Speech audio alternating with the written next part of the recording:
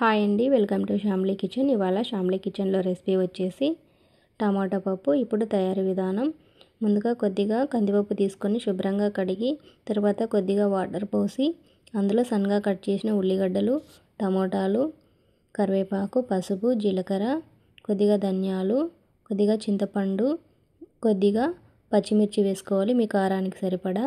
ఇప్పుడు మూత పెట్టి 4 లేదా 5 విజిల్స్ వచ్చేంత వరకు ఉడికించుకోవాలి. ఈ విధంగా ఉడికినాక మ్యాష్ చేసుకొని పక్కన పెట్టుకోవాలి. ఇప్పుడు మరొక కడాయి పెట్టి స్టవ్ వెలిగించి కొద్దిగా ఆయిల్ వేసి అందులో పోపు దినుసులు, కరివేపాకు, వెల్లుల్లి రెబ్బలు, ఆనియన్స్ ఈ విధంగా ఫ్రై అయినాక మ్యాష్ చేసి పెట్టుకున్న పప్పుని ఇందులోకి కలపాలి.